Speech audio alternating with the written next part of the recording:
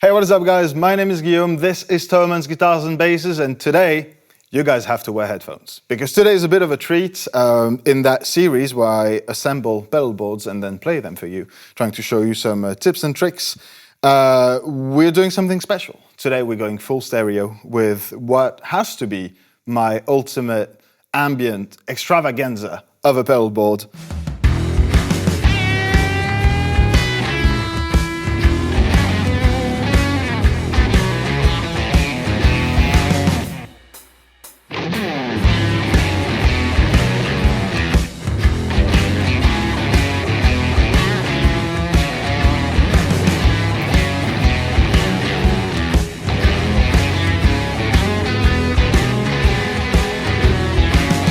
So we'll be doing all the delays, all the reverbs, we'll be running them into two separate amps. I'll show you guys how to sort out some of the main issues that you're going to have with stereo and give you some recommendations as to how to solve them, basically. But with that said, let's get started with the board before I forget, which is the Harley Benton Spaceship 40 that you should be familiar with at this point. This is the I don't know, 5th time I'm using it in that series. It's just a really, really good side, middle of the road type thing.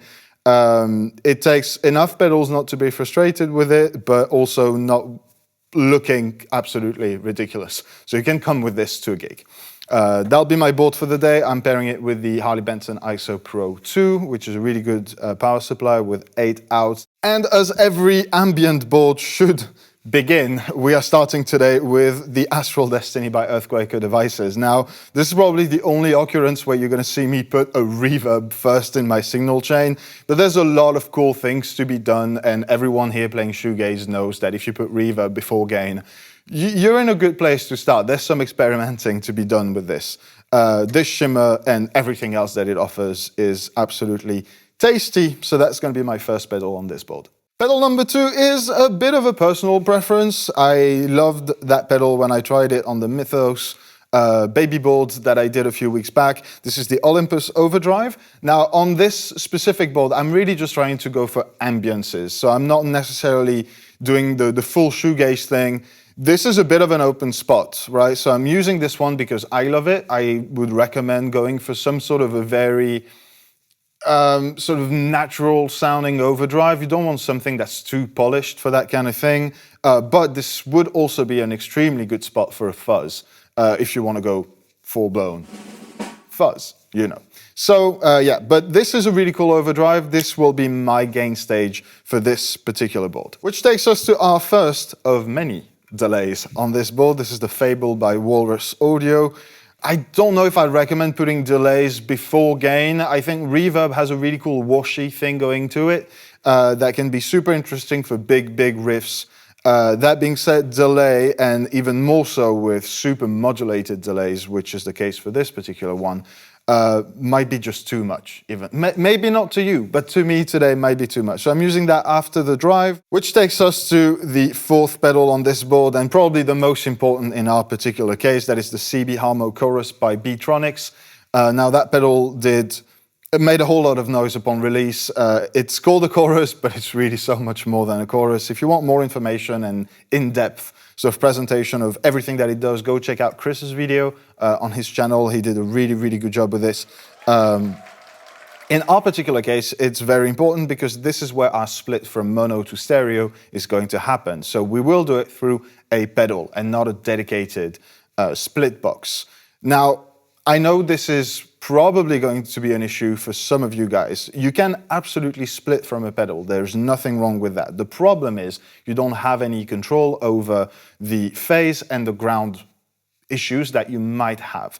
So if you do so, it means that you have room for trial and error, and just plug that pedal in, go into 2 amps and see what kind of phase relationship you have. If you sound extremely thin, then that means there's some sort of phase inversion or impedance problem between the 2 speakers or several speakers that are in each amp. And in that particular case, you want to have a dedicated box such as the Lely P-Split 2 or 3, I think at this point, which is a really good option, gives you control over ground and phase and will solve every issue that you might have with going stereo. That being said, I have already tested the setup with the amps that I have today and everything's fine. So If you can, and if you can experiment with it, go for a split through a pedal. There's nothing wrong with that, okay? So this is where this is going to happen with the CB by B-Tronics, and from now on, we're in stereo land. And our first fully stereo pedal for today is the Pyramids by Earthquaker Devices. Now, we had chorus before. Here comes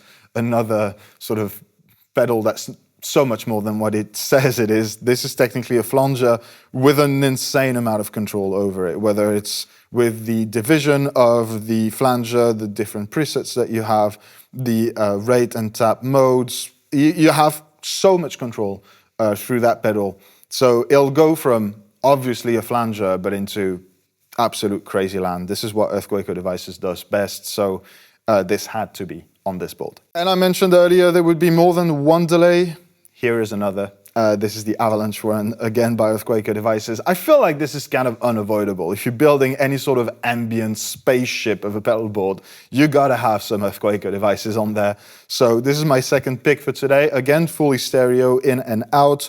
It is a delay, and so much more than a delay. Again, I think those are pedals that really allow for a lot of experimentation, and this is definitely yet another proof of that. So that's going to be our second delay on this board, which takes us to the final pedal on this board, yet another delay, but not only. This is the Collider Delay and Reverb by Source Audio. In my opinion, one of the best digital, like dual sort of delay reverb pedals on the market if you want to go both traditional and kind of crazy. I would have gone for something like the Golden or the Delver by UFX, but I felt like it was lacking some shimmering. We had shimmer to begin with. We're going to end with shimmer as well. Once again, true stereo, in and out. So this is going to be our last stage of ambient madness on this board. With that said, I'm just going to repeat it one more time. I'm splitting from a pedal and then going from this Collider into both amps. In that particular case, it works. It might not be in every situation, depending on which amp you're using, which pedals you're using. Some of them do reverse phase as well. So it's something to keep in mind. If you try out through each of the stereo pedals and any one of them creates an issue, then you might have to use a splitter box, a dedicated splitter box at that point in the signal chain to clean up the phase issue or the ground issues that you will have. But again, in that case, it all works out. So let's get to assembling this board.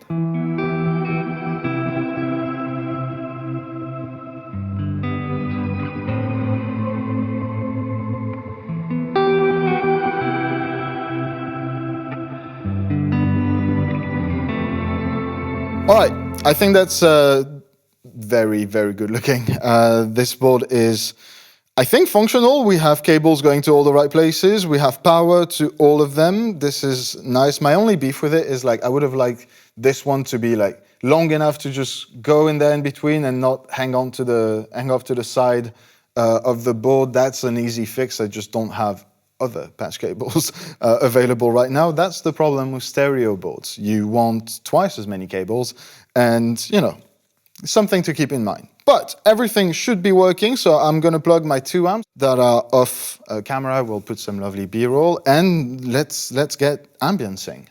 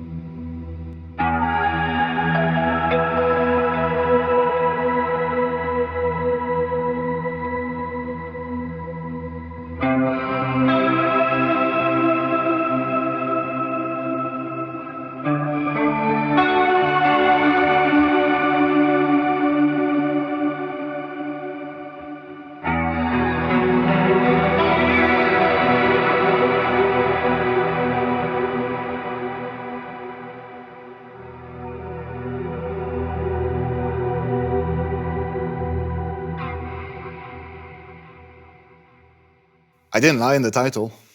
It was ambient. And it was stereo, and it was absolutely glorious.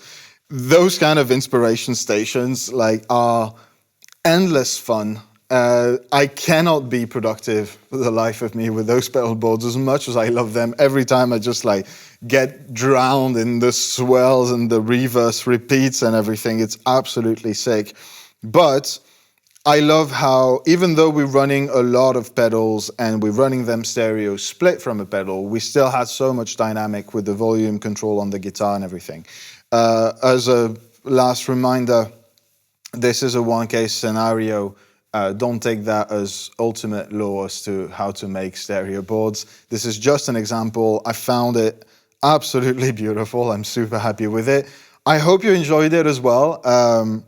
Let me know in the comments, how do you get inspired? How do you go into dreamland with those kind of devices? Because I kind of want it all now, but you know, I can't. But anyways, let me know in the comment section. While you're down there, if you can consider liking this video, subscribing to the channel so you don't miss out on all the awesome pedal boards that I've got coming on this series and every other video that we post, obviously. And in the meantime, take good care of yourselves and I'll see you very soon. Bye.